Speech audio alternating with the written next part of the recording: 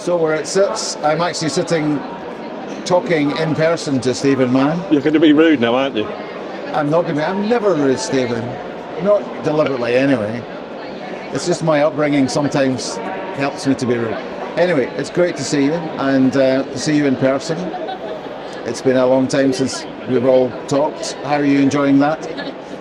Talking with you or getting back to normal? People and It's good. I mean, I think I said to you yesterday that I was here as they were putting up the stands yesterday, and I realised I was smiling, which I don't do too often, and there was just something good about being at an ITSM event again, which I hadn't realised I'd missed them. I think I've heard that from other people as well. It's like you don't realise what what you're missing, and the experience of engaging with a lot of people and just seeing them regularly and chatting I think is hugely positive. From where you're sitting and the stuff you're doing with ITSM tools and various parts of the industry, what's new that's interesting? What's new that's not just shiny or a rehash of something else? That I think it's hard to actually point to anything that's new, because new to me is something that's turned up in the last year. Yeah. So I think most of our new stuff is nearly new stuff, if that makes sense. Some of the stuff has been around, for over a decade. So, enterprise service management seems super hot right now, whether we want to call it digital workflow enablement or something else. Experience management, everyone seems to finally be buying into that. Whether it's ambition rather than action, we'll have to see. And of course, finally getting to grips with what I would call intelligent automation or machine learning, natural language understanding. And I think we're finally starting to see people saying, yeah, we've used it and it seems to be working, rather than these are the possible use cases for it. So I think we're starting to see people succeeding with it.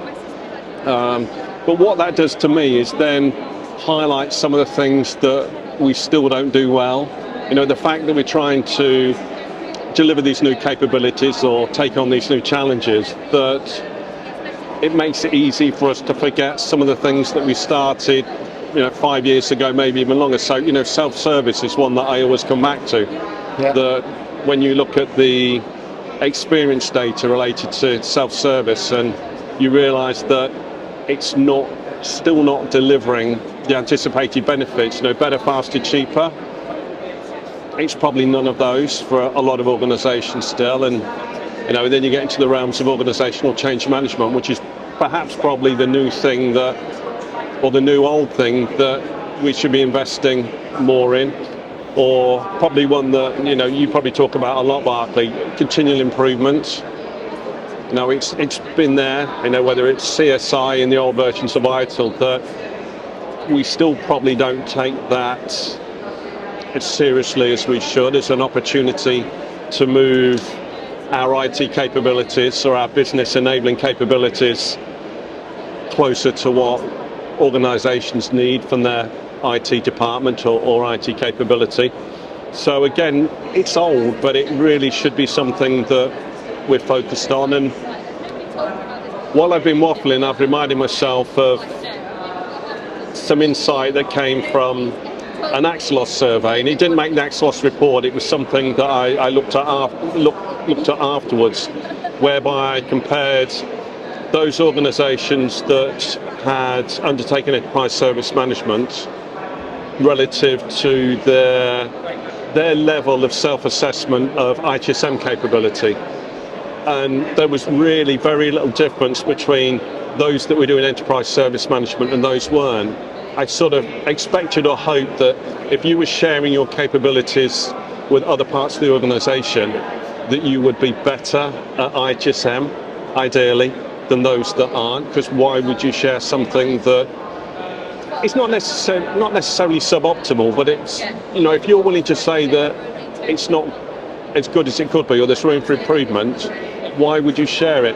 I still haven't got my head around that, data set, but I find it worrying that we're encouraging organisations to share their proven ITSM capabilities and the benefits with other parts of the organisation, but from that sample, that data, we can't say that there's a differentiation, that the organisations that are better at ITSM are sharing more than those that aren't, because it wasn't the case. There was just little difference that. I mean, on that point, and particularly around things like CSI or continual improvement, or whatever we want to call it. I mean, my sort of observation in that, for what it's worth, it does seem to be something where it is quite cultural. I mean, you're talking about organisational change management, and it kind of hits you in the face when you go into an organisation. People are kind of motivated and just given to doing it rather than being made to do it.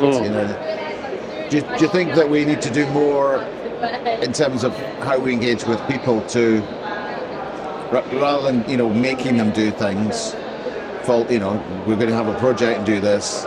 That we should be giving them the tools or the information and helping them to do it rather than beating them over the head. Oh, definitely. Have we got to that stage It's like yet? any people change, though, isn't it? That we need them to buy in ultimately to doing it, and they need to understand that they're not just providing IT or technology enablement as such. They're positively contributing to business operations and business outcomes. And it's almost as though we need to invest more in making people understand how they fit in to the wider organisation, the wider business model, perhaps you could probably use that term. And for me, even though I don't know the answer in terms of step 1, 2, 3, 4, 5 that gets us to there, but I think that's where we need to invest more. Rather than saying you need to follow this process or you need to use this technology, we need people to be spoon-fed less and be encouraged more to think that if we really want to be good at IT, it's not having the shiniest technology, it's making the biggest difference to those operations and outcomes that I just mentioned. And in many ways that should then be the driver for saying, well, what do we do well, what do we not do so well, what can we actually improve upon, but probably more importantly, what's going to make the biggest difference? Because I still think that half of the problem with continual improvement is not necessarily the fact whether you're doing it or not, because I think we all do some of it, but where we focus that improvement, that I often say to people that I would bet that if you asked any organisation, what are you looking to improve this year, they'll say incident management. But they're probably better at incident management than anything else.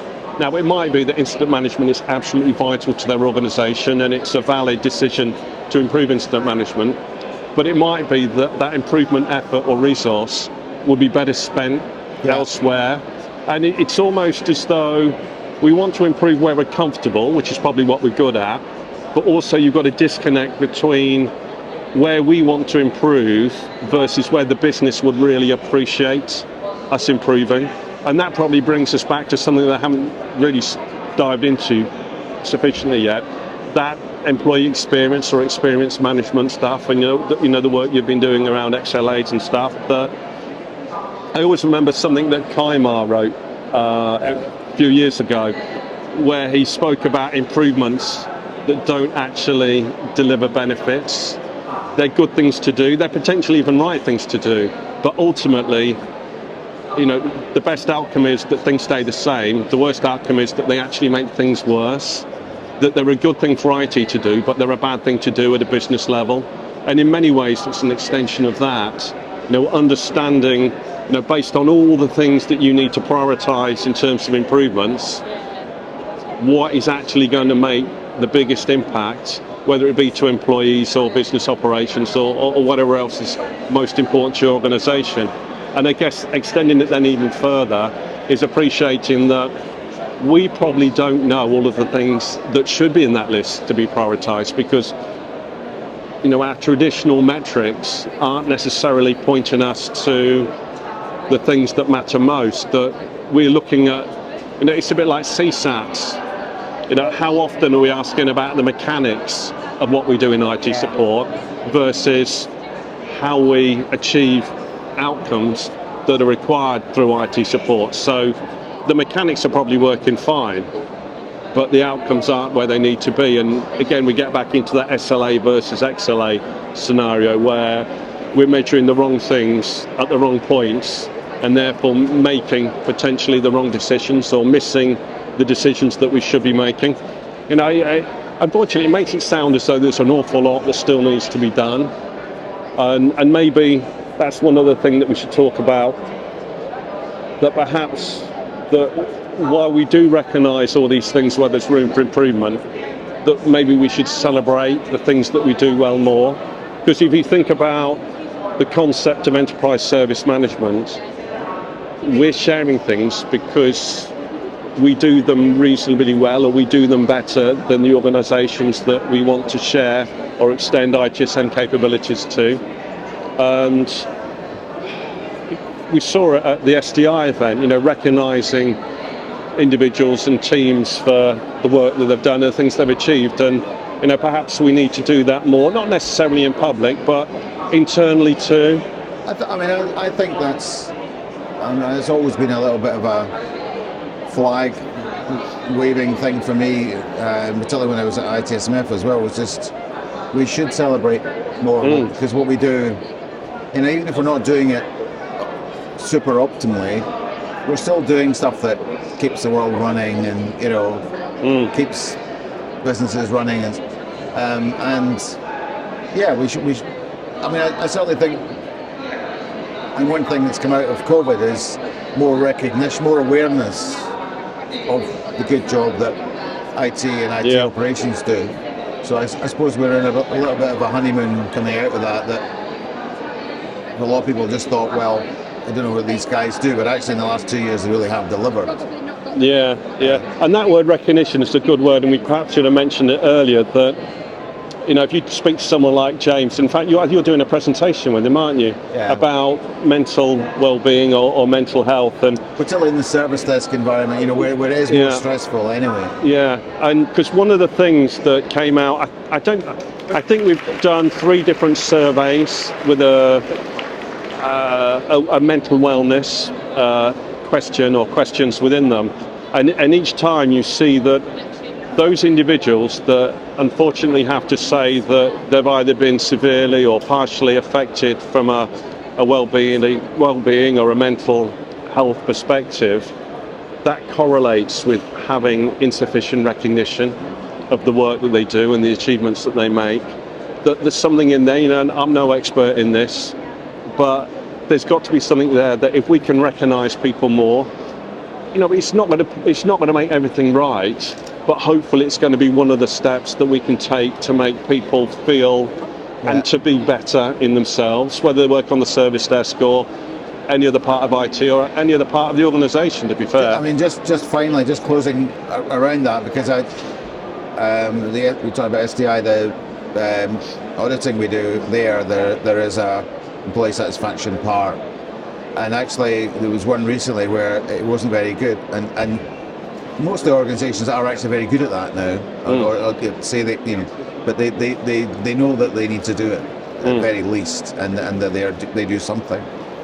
But it's when you see it bad, you really realise the importance of it, and actually we need to check on our people in order to make sure. I think it's a really good point. There's a lot of things that you're saying there that are actually very positive at the moment. I think we should not overlook that, because I sometimes feel as though I'm moaning, because I do that really well, about the industry, because it's easy to point at things that aren't right or need improvement.